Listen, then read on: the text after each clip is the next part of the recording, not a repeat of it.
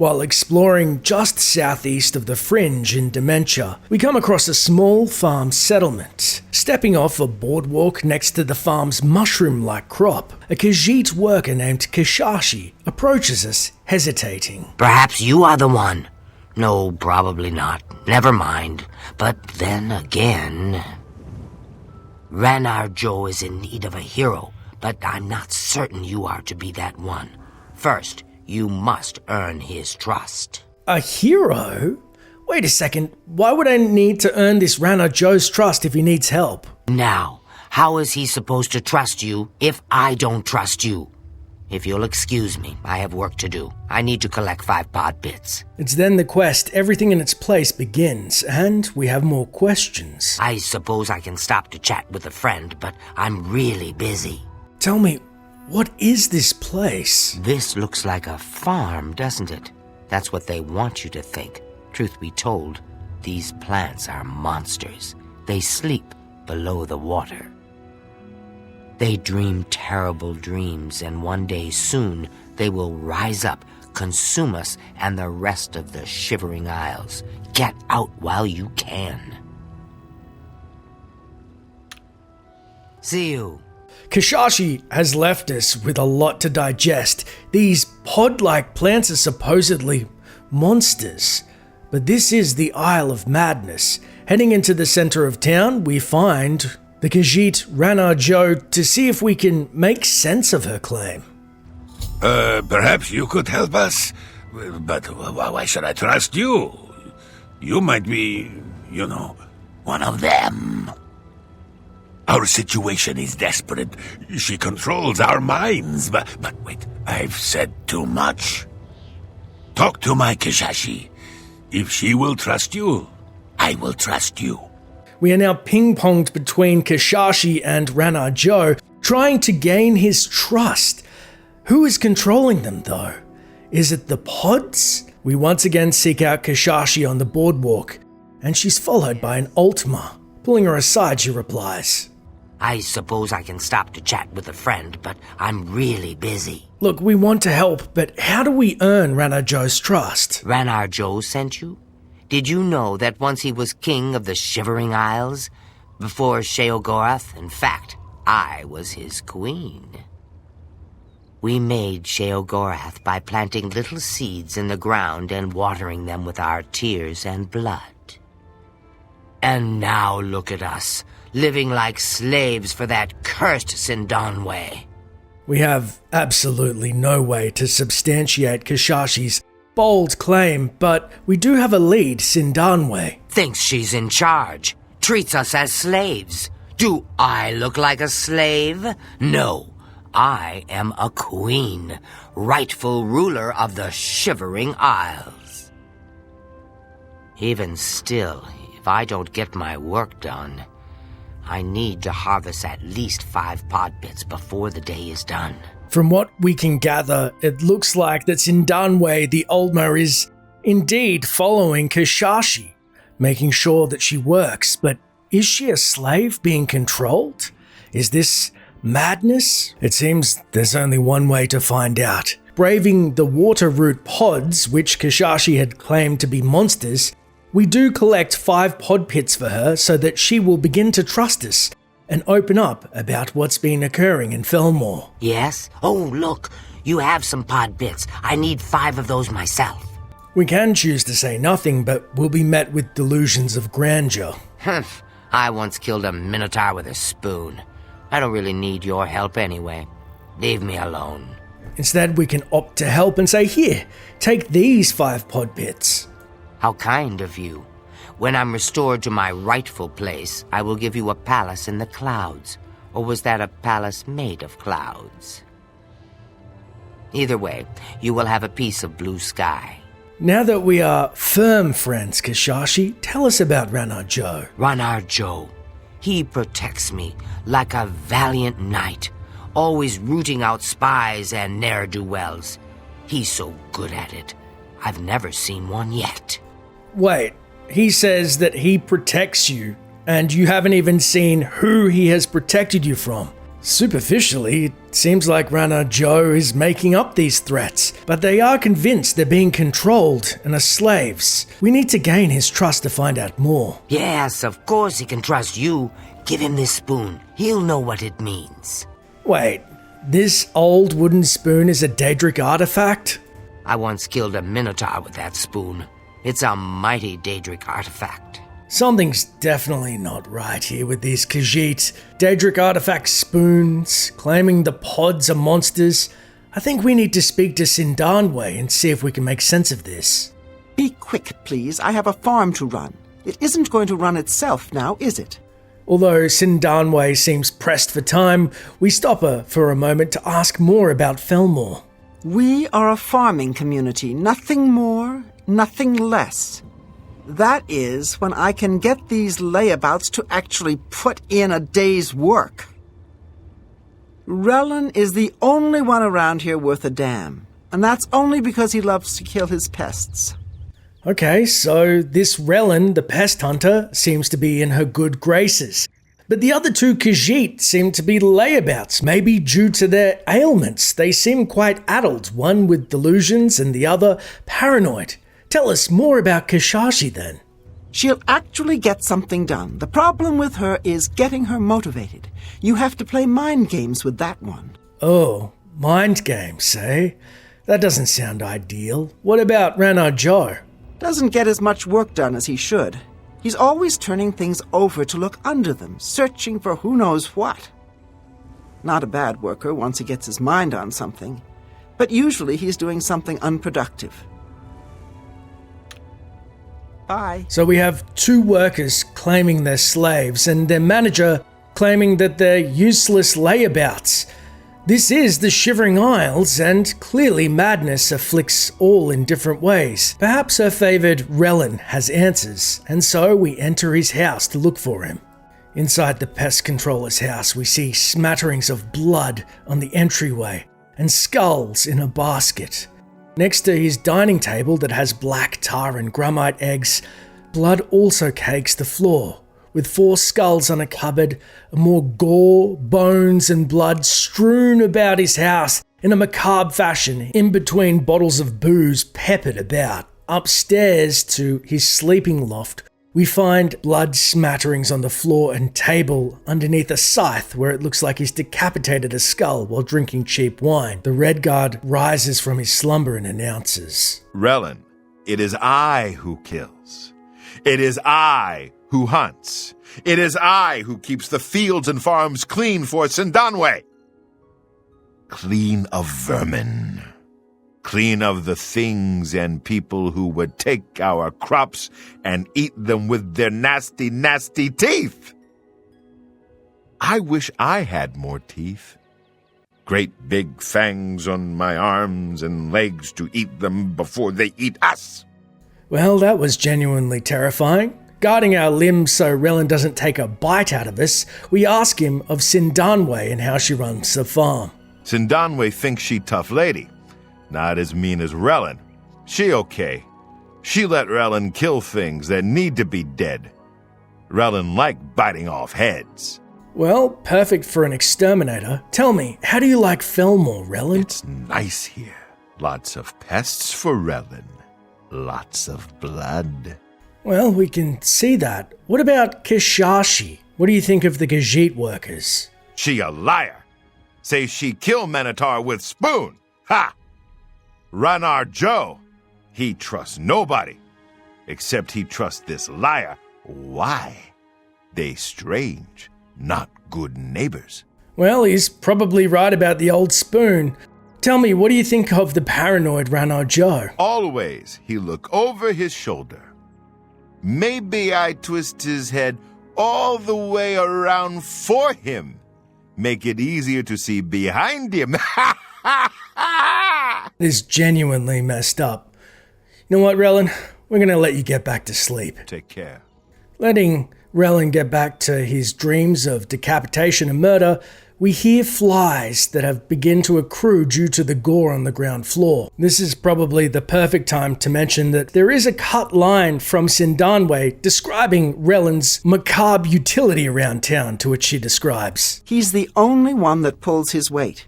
He kills the vermin and trespassers. He seldom kills things right away. It takes a while. Sometimes he talks to them while cutting them open. But still, he gets the job done. Now questioning Sindanwe's judgment, we head to Kishashi's house under the guise of night and with spoon in hand and seek out Rana Joe, who questions. Did you talk to Kishashi? I can't trust you if she doesn't. It's nothing personal, really. It's just that everyone else is out to get me. Wouldn't surprise me if you were here spying on me for you-know-who. Watch yourself while you're here. Sindanwe is out for us. She cares for nothing but work, and she keeps us as slaves. Did Kishashi send you with something? A certain utensil or weapon, depending on who you ask. Talking about the old spoon, well, Rana Joe, here it is. Let me see that. Give it here. Where did you get this? This belongs to Kishashi. Did Sindanwe send you to steal this? How did you get this from Kishashi? Our first option is to lie and say, oh, well, she dropped it and I'm returning it. Oh, thank you. I thought you might be one of Sindanwe's hired thugs. I'll hold on to the spoon. Wouldn't want this to fall into the wrong hands. Alternatively, we can tell the truth and say, Kishashi gave me the spoon to give to you. Oh, then she must really trust you. Still, I better hold on to it just in case. Sindanwe is always trying to hurt my sweet Kishashi. Wouldn't want a slave driver to get her hands on this spoon. Now that you have your spoon, we need to know. Why are you so afraid of Sindanwe? Well, I suppose I can trust you. You did bring me the spoon. Sindanwe is pure evil. She must be stopped at all costs. However, she knows everything about all of us. Keeps notes about everything. Everything! She knows so much about us that she can read our minds. But she doesn't know about you yet. So, you must do it. Get rid of her. Get rid of Sindanwe. Wow, so she has some form of mental hold over you with these notes? And how should we get rid of Sindanwe? Well, there's the obvious way. But don't let us see you do it. Sheogorath has 1,000 eyes and ears. Or you could make her life so miserable that she leaves us alone. She needs everything just so. So sneak into her house and wreck the place. And confiscate her notebook. She carries it wherever she goes, recording all our secret thoughts. I need that book. My thoughts belong to me. So Rana Joe has tasked us with 1, to dispose of Sindanwe, whether to be killing her, which is illegal so nobody can see, or if we ruined her house, supposedly it will keep her busy for months. But the second objective is to steal her notebook or get it off her in some manner. The important part about the notebook is, supposedly, she writes down everything on the residents of Felmore and can read their minds through it. So it goes without saying, it would be in our best interest to read the notebook to validate or invalidate these claims or wild accusations which the residents are laying against Sindanwe. Waiting for a new day of work to begin, Sindanwe emerges from the water pods and we sneak up behind her and we can steal her notebook, as well as the key to her house. But there is a second method which isn't illegal in which we can use speechcraft instead. Be quick, please. I have a farm to run. It isn't going to run itself now, is it?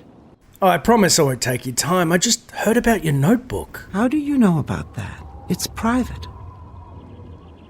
I don't trust you enough to talk about it. Oh, I have something that I think you might want. Thank you. Lacing her palm with septums, she becomes much more receptive. It's my private journal. I write in it every day, sometimes more than once. It's something I have to do. It keeps my thoughts from unraveling. Wow, that sounds important. Do you mind if I have a look through it? Well, I've never shown it to anyone else before, but I feel I can trust you. Here, look it over. But bring it right back, okay? See you later. Only a madman would give up a journal full of their private thoughts so easily. The contents fitting for the Shivering Isles. A prime example is a passage that reads, "I love this life, but hate the aftertaste, like waking from a dream with someone's fingers in your mouth." How did they get there? Whose hand do they belong to? Whose hand do any of us belong to, really? Amid a plethora of similar thoughts, it's only on the last page does Sindanwe actually admit that she's grateful for the journal, lest her thoughts become lost and confused, and she hopes the others will never see that. They think that she has control, something she wants to leverage over them. Yes? Did you hear?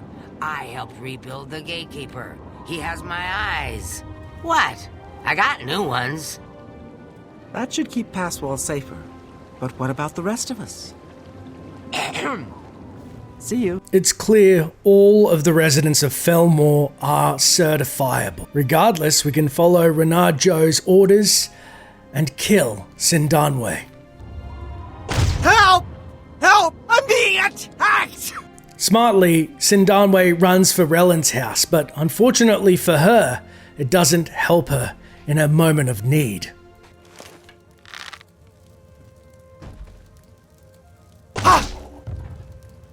Our quest then updates telling us we should speak with Ranar Joe to tell him our mission is accomplished. We loot the High Elf and take 260 gold off her corpse. Rellen, in the meantime, seems totally unfazed with another corpse in his house and says, Soft flesh. Brittle bone. Snap, snap.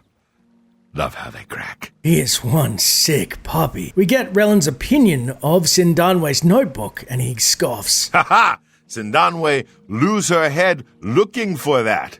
Show to Ranar Joe. He hates Sindanwe. She thinks she keep our secrets in it. Look, look! It nothing but gibberish. My neighbors, they weird. Now, I must go bite something's head off. Bye. See you later. He's right about one thing. That book didn't contain any secret insight into hypnotic powers or the minds of the residents. It was just blathering, the same as the rest of them. In fact, what little control Sindanwe possessed over the residents was an illusion, which she was very covetous of and afraid to lose. Have you accomplished the mission? Yeah, Sindanwe is dead. I knew someone would be able to kill her eventually. Shh, they may be listening. Here, take this. I don't need its protection against her mind control anymore. Go now.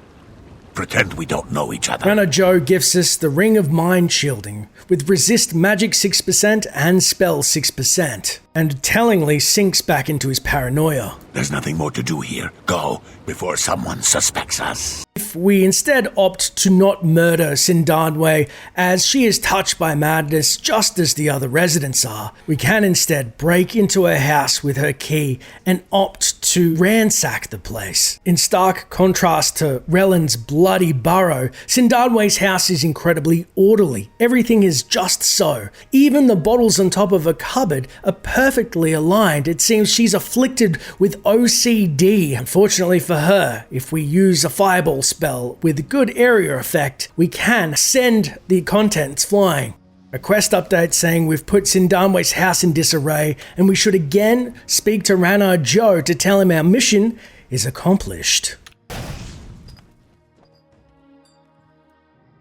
Finding Ranar Joe with his trusty hoe down by the water pods, we whisper in his ear words of success. Have you accomplished the mission? Oh yeah, I've wrecked the place. That should keep her occupied. She'll spend months putting everything back in place. Thank you for your help. Here, take these. I was using it to ward off Sindanwe's evil mind control magic. I don't need it now. Again, we're gifted the Ring of Mind Shielding, but ask, what about this notebook, by the way? Excellent. Let me see that. Aha! It's right here, written in her own hand. She is planning to murder us all. I knew it. I'll hold on to this. You don't want to get caught by the authorities with it, do you? I suppose I should give you something in exchange. Here, this book might be of use to you. Now leave before someone sees us, Kim. Go. Go, go, go. It's a sad state of affairs when Relin is right. That book was just gibberish. There was no mention of murder. Clearly, Rana Joe is completely paranoid. We do, however, receive a random skill book thanks to retrieving Sindanwe's notebook. Perhaps with the notebook, Kashashi may see that Sindanwe shares their madness and will have a more grounded outlook or even empathy for their supposed slave driver. Thank you for helping us overthrow the tyrant. But you must understand that as queen, I'm very busy ruling over the Shivering Isles.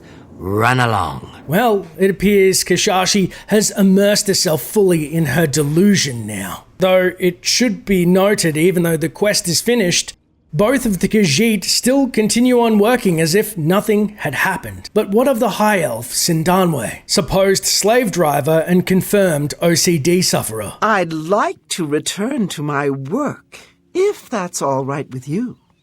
Leaving the acerbic Ultima to her fate actually has a cool little Easter egg or reference where if you travel away from Fellmore and come back, you'll find her in the midst of all of the mess, slightly more cleaned up, but suffering a mental breakdown in real time nonetheless. Can't you see I'm busy?